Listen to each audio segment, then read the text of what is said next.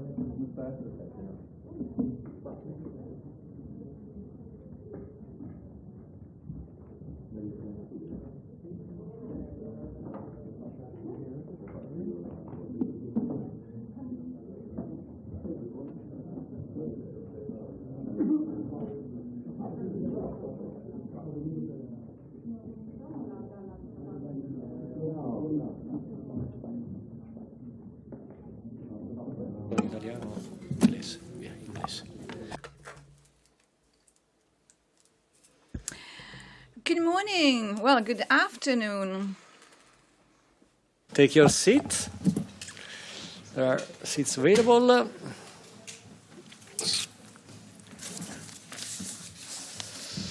Let me say hello and thanks for being here, especially to our guest, Mr. Felix Ulloa, Vice President of the Republic of El Salvador.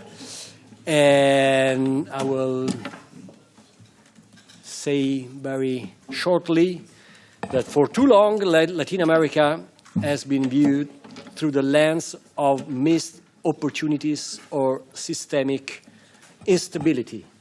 But today, the case of El Salvador tells a different story. It tells the story of rebirth, which is exactly the name we choose for our ECR EUROLAT initiative. As conservatives, we have always maintained that security is not an alternative to freedom. It is the absolute prerequisite for it. Without security, there is no investment. Without safety in the streets, there is no social growth. President Bukele and his government have returned El Salvador to its people by reclaiming the territory from the hands of criminal gangs. This model, based on the restoration of the rule of law and the direct protection of honest citizens, is producing impressive results. We are seeing a nation move from the shadow of violence into the light of economic potential. For the ECR Group, strengthening our bond with Latin America is a strategic priority. We share a common civilization, a common set of values, and now a common pragmatism. We refuse the pedagogy of those who lecture sovereign nations from a distance. Instead, we choose to listen to those who, like our guests today, are delivering concrete solutions to their citizens.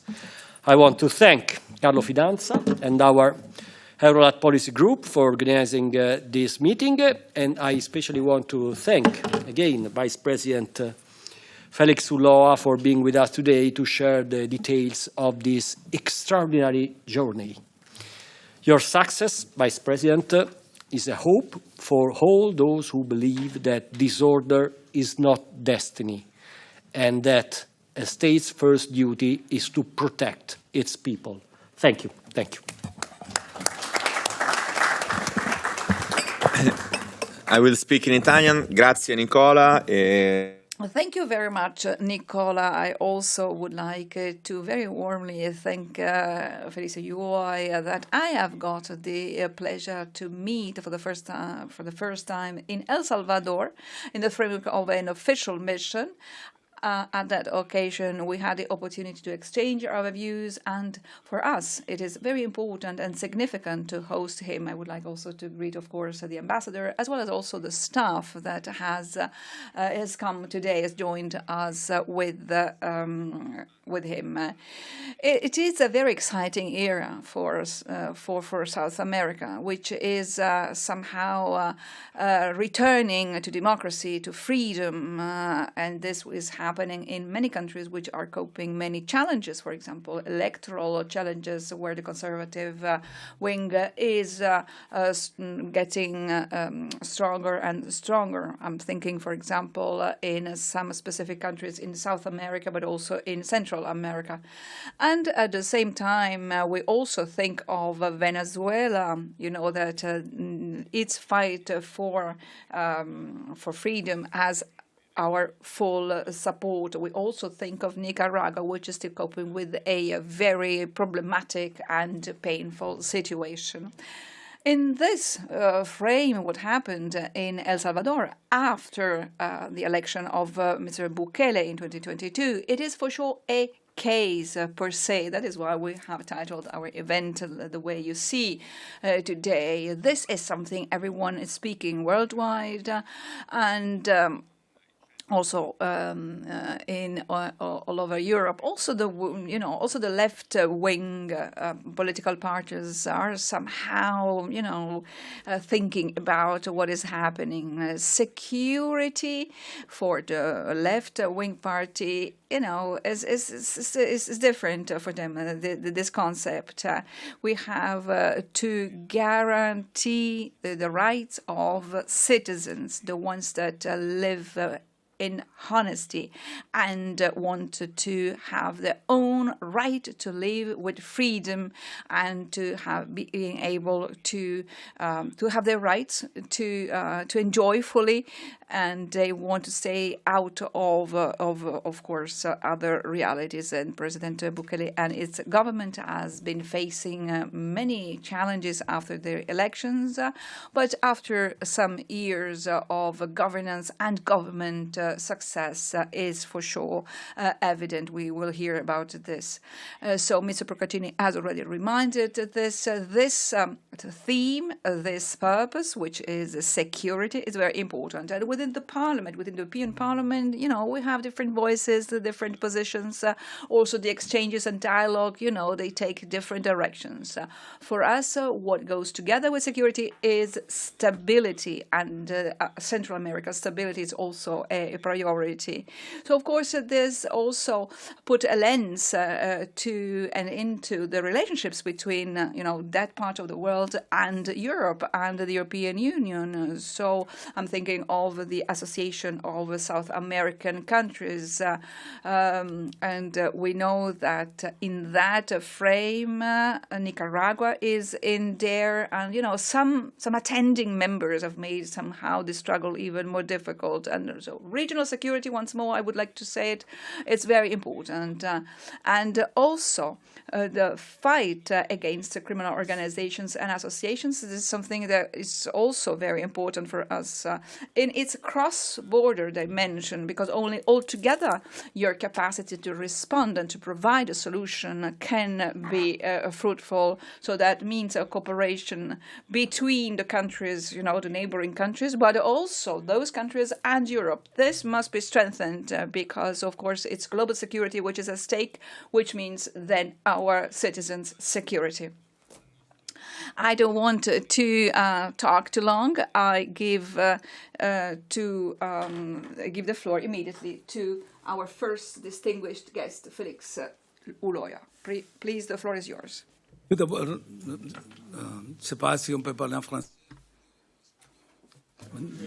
have the interpretation on all the language. So you can... Even Italian, if you want.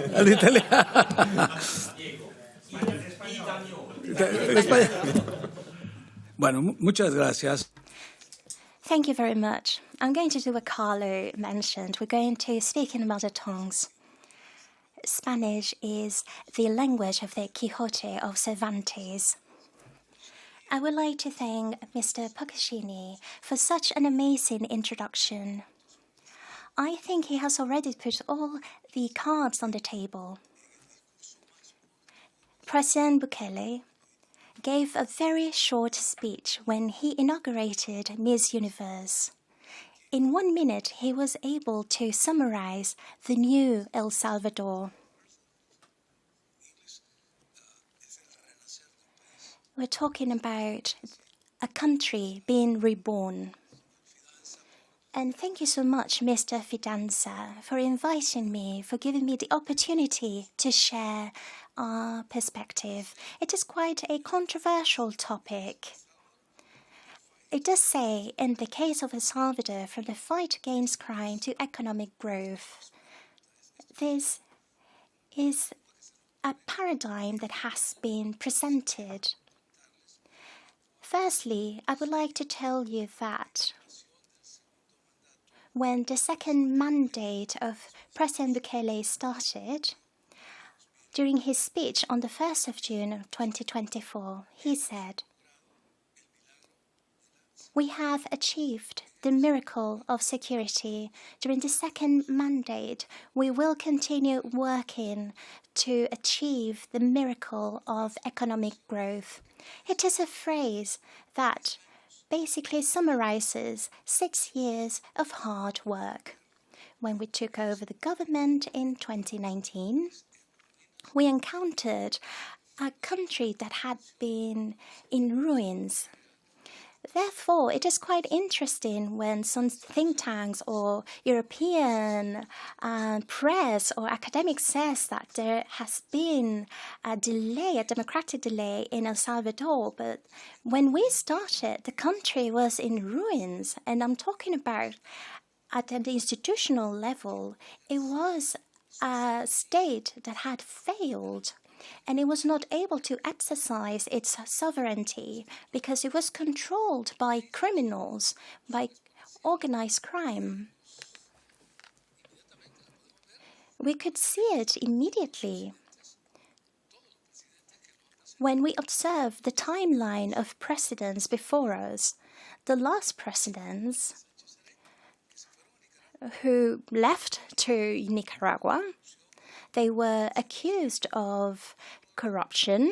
They had taken over $300 million, the other one $100 million, and they had to go to Nicaragua so that we would not be able to extradite them, so that Interpol would not be able to catch them. They were awarded with Nicaraguan citizenship, and this was done in order to protect these fugitives, the ones who were governing before us. And there were also other cases. For instance, the former president of a political party was imprisoned due to corruption charges. And before him, Francisco Flores died during a corruption trial. And the first one that I mentioned is a fugitive. And this is the country that we had in our hands. It was a failed state. Corruption was everywhere. But there was something else that was even worse: respecting human rights. Some certain groups, parliamentary groups and NGOs, are accusing the country of violating human rights, but they never raised their voices. During the 10 years in which we received the report of an official institution of the state, is said that throughout those 10 years, over 41,000 Salvadorians had been murdered. We're talking about a decade. And I remember that the British newspaper, The Guardian, in 2015 published, El Salvador is the murder capital of the world. And in August, over 900 Salvadorians had been murdered just in 1 month. We're talking about 30 people per day. So every hour, one Salvadorian was murdered. No human rights organizations, whether in Europe or in America, said anything about it. And now we started fighting against these criminal organizations. The president declared war against them on the 27th of March 2022, when we started with this new regime that were based on humanitarian international law, the jus ad bellum, which is the state's right to declare war when the territories are being attacked. We have followed this jus in bello law. We respect the law. A war has to be declared by a legitimate state. And what is the aim? Peace. We have brought peace to communities. It needs to be proportionate. And this is what we do all the time. We have been able to win this war without making things bloody. However, the raison d'être was that there was no other way to fight these criminal organizations. We had to win the war against them. When the president says we were able to achieve the miracle of security, it is a miracle. It is a national phenomenon. well, transnational now because the gangs are in America, they're in other countries, but they are not in El Salvador. Our country is free from violence, from criminal gangs. In fact, if you check all the world statistics, you will see that El Salvador is the safest country in the Western Hemisphere. Before, it was Canada. Canada had 2.5 murders per 100,000 inhabitants. But in El Salvador, we have 1.8. We are the safest in the Americas. So, we were able to achieve this status. And we were able to work on our economic growth.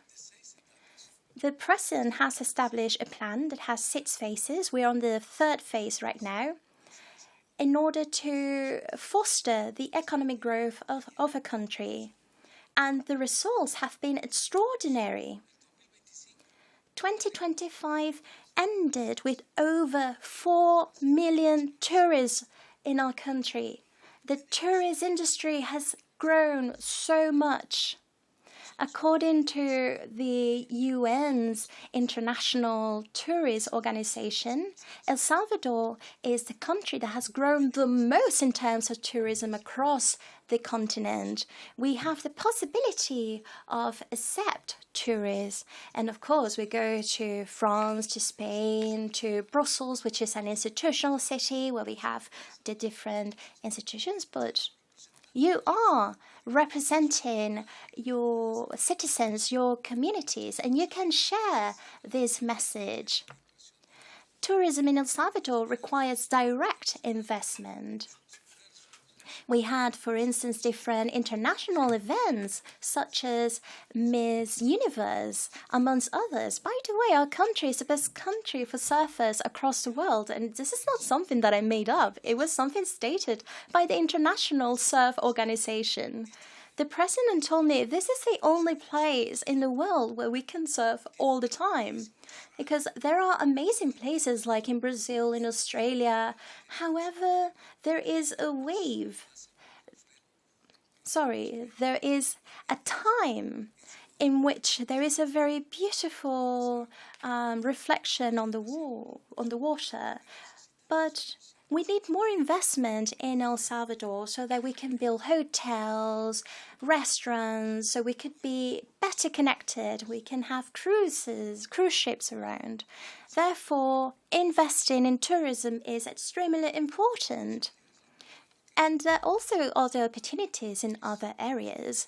For instance, we have an energy matrix that is quite different. When we arrived at government in 2019, El Salvador used to buy from Guatemala 20% of the energy that we needed for local consumption. 5 years later, we do not buy electricity from Guatemala. We actually sell our electricity in the Central American market. The European Union, as alliances with us, is also related to our electricity market. So, of course, there have been investments in renewable energies. We're talking about biomass and geothermal energy. We do not have oil, however, we have the energy of volcanoes, and we have been using it in order to have accessible and clean energies. 25% of our energy grid comes from geothermal sources. And I remember that once when we were campaigning in 2018, the President and I met with the entire private sector, and we were saying we want El Salvador to be a competitive country and that it is part of the 4th Industrial Revolution, which started in Davos a few years ago. But now we are not only positioning ourselves as pioneers in terms of digitalization, but we're also building, well, firstly, the president decided that we had to modify certain frameworks. El Salvador had been a country that had just left behind a civil war, and now there is a sort of feudal system and it had to be modernized. Therefore, we had to change the legislative structure. We were the first country in the world who approved the Bitcoin legislation in September 2021. We thought out of the box. It was quite uncomfortable at first. Our ranking went down to CCC. We were at the bottom of the grading system of the IMF. But then we showed that the world is digitalizing now. And 2 years ago, the United States approved the cryptocurrencies as ETP, and then we were not sanctioned anymore, and we had an amazing relation with the IMF. We noticed that this was the way to go. And we have created 44 new laws in order to open the economy, in order to be competitive in this new world. We also created the National Agency on AI. But a few years ago, we had created the only agency that exists until now that certifies and approves companies that work with digital assets. More than 60 companies from across the world have come to El Salvador because they are regulated and they have been certified by a state agency. And of course, I could go on explaining on how we were able to move on to electronic signatures, on how we have a teleworking law. We were a country that had modernized its infrastructure, but the president also had sustainability within his vision. And he said, how are we going to make this development sustainable? How can we achieve it if we do not prepare people in order to do so? So we started spreading electronic devices across schools. We gave it to all students, we gave them to all teachers. They received a laptop or a tablet. Primary school students will have a tablet, secondary school pupils will have a laptop. So then there was an agreement with Google, and Google Classroom is the program that students use in El Salvador, even in the most rural of areas, because we have certain areas, mountainous areas, where there is no network, and we were able to install the white space, which is a way to install routers and provide connectivity. It was not enough, but as you may know, the president has a good relationship with Elon Musk. He has met with Elon Musk in Texas, and with the different agreements, he was able to implement the Starlink program across all schools so that all schools are connected. And something else that is going to be implemented this year under Elon Musk's program is the XIA, something artificial intelligence. In other words, all students across El Salvador, even the poorest of students, the ones who do not have access to private schools, they already have a tutor, an artificial intelligence tutor. In 10 or 15 years, we'll talk about the Silicon Valley. We're going to be a technological country. Every time we come here to Europe, they tell us, oh, they're violating human rights. There are certain journalists that have been persecuted. But we would like to clarify and say that not everything is true. But we're not going to spend time talking on this. We were able to move to the next chapter. We were able to continue our developments, and we have done so through important key allies. Our European allies are important. The different political parties that are here. You are the ones who manage public opinion, who have access to the press, to companies. Please join us in this new phase so you can be the ally of El Salvador's development. And I would like to establish a dialogue with you. Therefore, I'm going to finish my presentation. You can see the vision of this government. What is the instrument that guarantees public policies? Well, I'm talking about the national budget. The first priority is education. For the first time in history, a government of El Salvador has achieved 5% of its GDP in education. Our government has done this. Our second priority is health, and the third priority is security. Education and health are important sectors in order to generate education so that the population can address the challenges of our times. We built the largest hospital, COVID hospital in Latin America. Until November 2025, 4 months ago, the President launched a program called Dr.SB, talking about telehealth. Every Salvadorian, if they are feeling ill, if they have a health issue, they open the application and a doctor replies. And then the doctor gives a prescription, and the patient goes to the pharmacy, and then they get the medicine for free.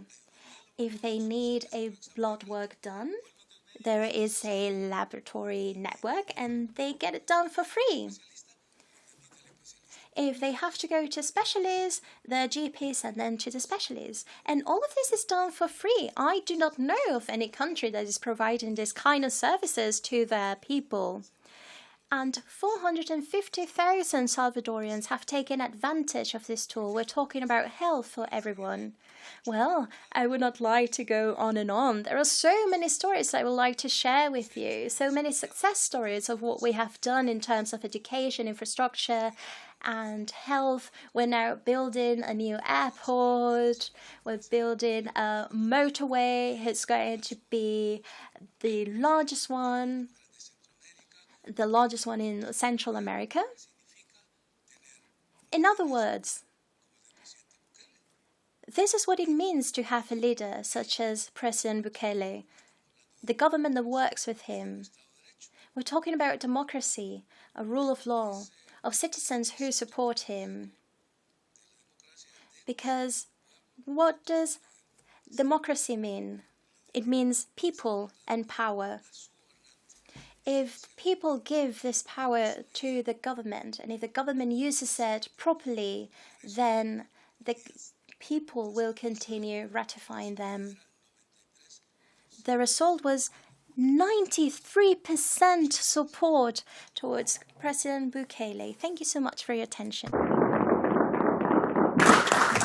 Molte grazie al vicepresidente.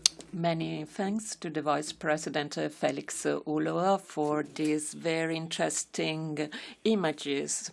Thanks for arising so many emotions.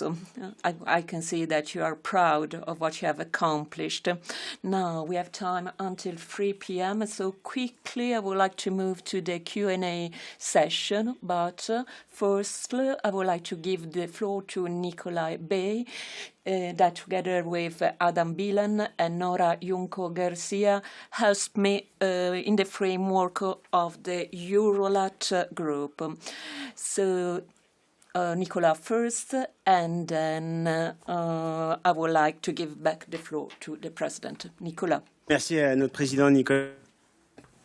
Thank you very much to Vice President, and thank you to Carlo for our chair, the EUROLAT group, and thanks a lot to the Vice President Ulloa for his presence today in this room. His presence is very important for us because El Salvador today is the country, the more emblematic country of this renewal of the Central America, of the South America and the North America, with the election of Donald Trump and his re-election in 2024, and then with all the victories, all the wins in Latin America, Mr. Milei in Argentina, probable victory also in October in Brazil, Fabio Bolsonaro, and also in Central America, in El Salvador, the victory of Mr. Bukele, and in Costa Rica as well.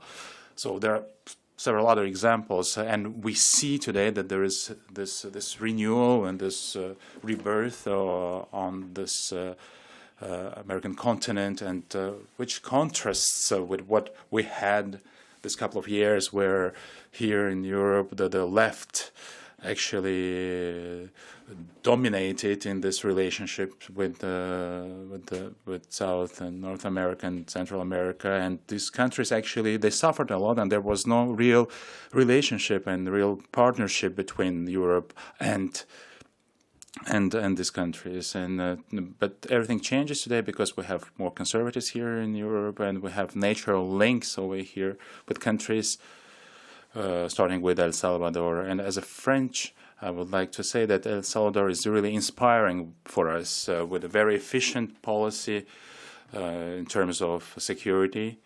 And we in France, maybe we're one of the countries who are suffer the most because of the terrorism and this kind of crimes. And this phenomena was presented to us as some kind of fatality, something that we cannot change. Emmanuel Valls, a couple of years ago, Minister of Interior, was saying that French people would need to get used to this. And the example of El Salvador says that it's not a fatality. And if we have an efficient policy, a modern policy, and if a very firm, we can eradicate criminality, even this hard stuff as cartels and drug trafficking. And this is a really good model for us, very inspiring model for us, for the European countries.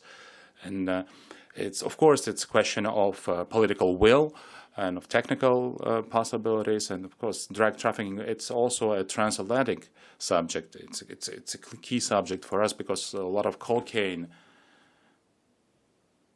produced in Colombia or neighboring countries comes to Europe. And as a consequence, we need to have reliable and solid partners in Central and South America. It's something crucial important for us.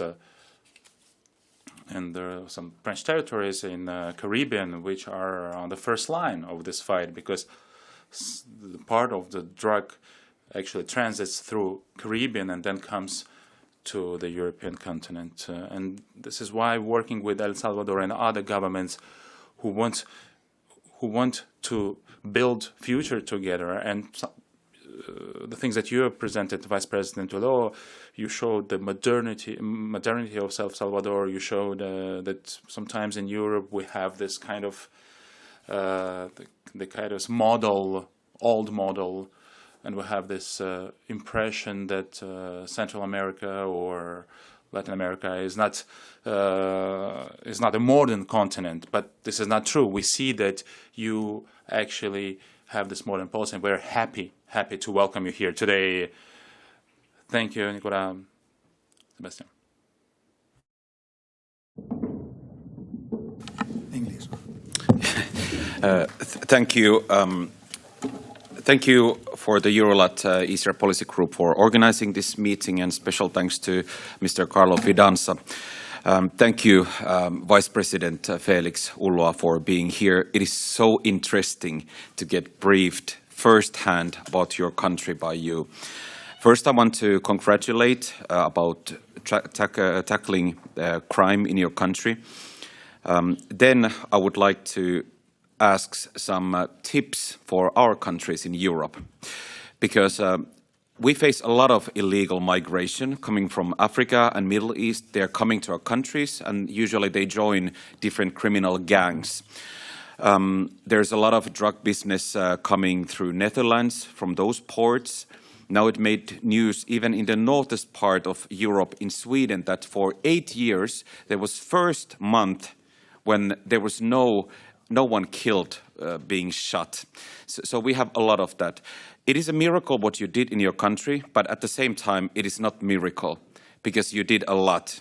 I think maybe you had some legislative changes, maybe there was some operational changes. So I would like to learn about those changes that you made the miracle happen. Thank you. Diego Soler.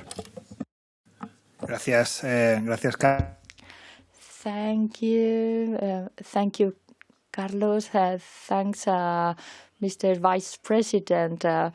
From the very beginning, Nora and I knew about your visit, and it was a pleasure for us to host you at the European Parliament.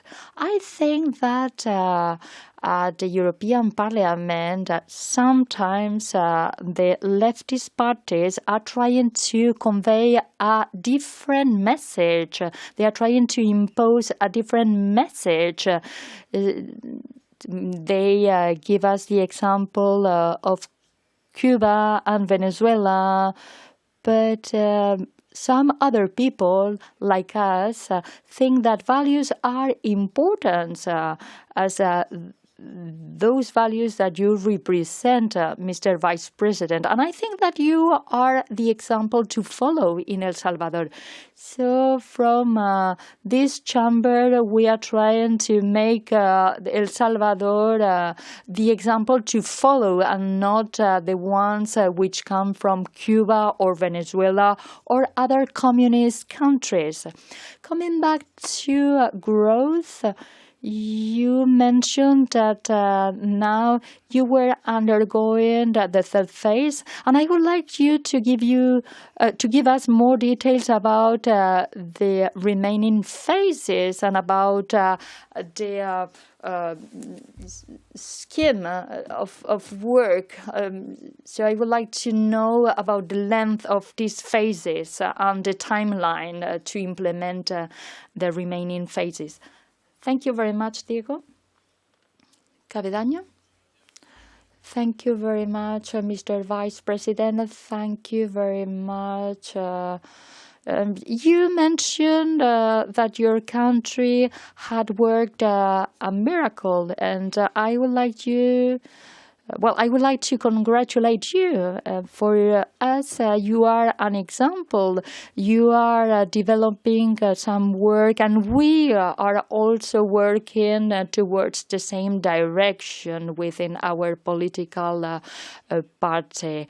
And I would like to know how we can fight best against terrorism or drug trafficking, and especially because there are other larger countries such as Mexico or such as Guatemala which bring migrants, criminality to our continent. Well, you were talking about using Bello, and I would like you to tell us more details about how to fight against all these problems and how El Salvador could be an example for the other countries across Latin America. Because it's true that every day we are fighting against the communism.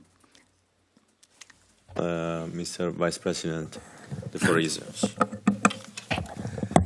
Gracias. Empezaría. I will reply to the first question about the tips that you could implement in your countries following our model. Well, when we received the Ministry of the Argentinian President Milei, who is Patricia, I told her, well, we are going to give you the information you may need, but we don't have any magical formulas. We don't have any recipes. And we proceed in the same way with other presidents who visited our countries, because every country has its specificities. And yes, I know Haiti from first hand, and I've met Haitian presidents, Haitian authorities, because they would like us to visit them in order to give them some solutions against criminality. And that's the reason for which our President Bukele was describing our tasks, our work, as a miracle. Earlier, Mr. Francisco Flores, who was a former president, imposed very strict rules. And then Mr. Francisco Osaka arrived and he imposed other strict rules. And later on, some agreements were sealed. They thought that that could work. They worked out of law. And then the Secretary of State some years ago tried to negotiate with the pandillas, with the criminal gangs, but the gangs, contrarily to what they had expected, they increased their power. So, all in all, we were trying to impose a kind of coercion through the state and through the police forces, the law enforcement. And we were trying to combat all these criminals. And so the members of those criminal gangs were arrested, they were sent to jail, they were released in order to go to trial. So we had the so-called revolving doors, yes, because we were in a kind of circuit, so in a kind of loop. So apart from the strength and power of the state and law enforcement and police, we had some laws on the matter. So every time somebody had to be sent to jail, the prosecutor would find a legal void, in order to release those members of gangs. So we passed a law in order to close all these legal voids. And so the government imposed some measures, and then the legislative passed some laws. And so the government is backed by laws. But then an element was missing. And why? Because judges were threatened by crime. I remember that a judge, a young woman, came to my office. She was in tears. She told me, tomorrow I have a hearing scheduled, and I will be facing the head of a criminal gang. And that person had told her, look, I have some images of your children. And she was in tears. So she was in tears because she was afraid. And that was what many judges were facing. So we had to solve that problem regarding the judiciary. And so we sent to retirement to all those judges who had been in service for over 30 years or had reached, who were 60 years old, and then we appointed other judges. So we need a strong government. We need some repressive measures, because that's the way it is. And then a legal framework which will be the basis and which be the basis to judge all these criminals. So we have special laws and a special jurisdiction to judge all these criminals. This is what you have to do in your respective countries. You have to be consistent with those governments which are fighting against crime, because this is a common battle. Let's don't forget that. And then we need some laws. And and this is not a recipe. I will insist on that, because every country has its specificities. And then we are in the 6th phase. So the president is announcing every phase. Now we are studying population, we are recovering public parks, squares, and now we have the cubos. So for you to know, Cubos is a center for activities. We are developing all these cubes with the assistance of the European Union. Earlier on, people were shooting each other at that cubes, at those public spaces. And on top of that, we are trying to make food accessible to everyone. So we are working together with the Ministry of Agriculture in order to give some food baskets, and we are assessing products which are imported. So over 90 products are granted tax exemption. Apart from that, we are launching industry. We are also developing new technologies in our countries. We have Tesla.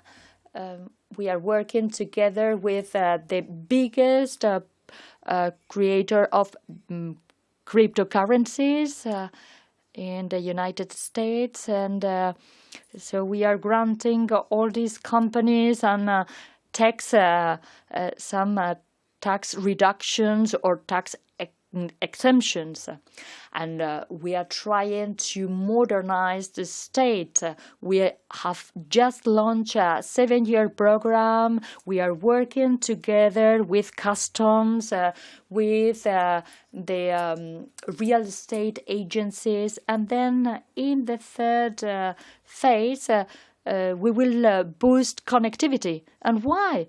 Because if we would like to foster tourism, we will need to get ready. We will need to develop some infrastructure. Now we have opened a new port. We are also investing in ports. We are developing infrastructure. Yeah. In a nutshell, thank you. Le conclusioni. Gracias, Carlos Fidanza. Pues es un placer y un... Yeah, thanks, Mr. Vice President. It's a pleasure and a honor, as my colleagues were mentioning earlier. Thank you very much for being with us at the European Parliament. Your visit was highly expected. You have showcased how to fight against organized crime. It's true that it's a very difficult problem to solve because we are bridging some gaps, we are trying to close some laws, but then another hole opens or some other problems arise.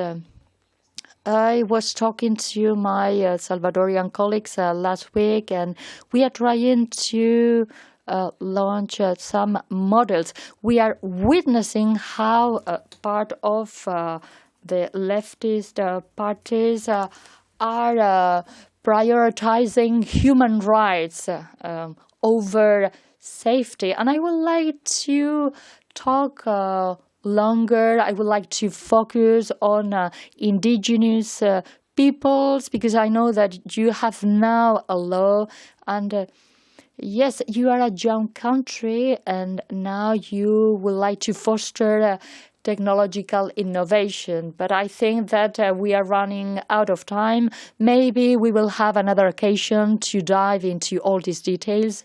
And I would like to thank you for your presence and for describing the policies you have implemented. Thank you very much. Partecipato, e ora un piccolo dono al nostro ospite. And now a gift for our guest.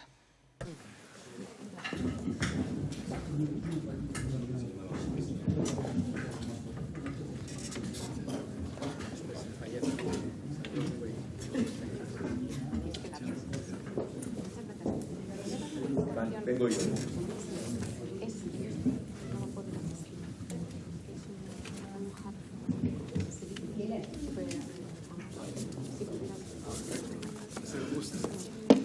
Diego.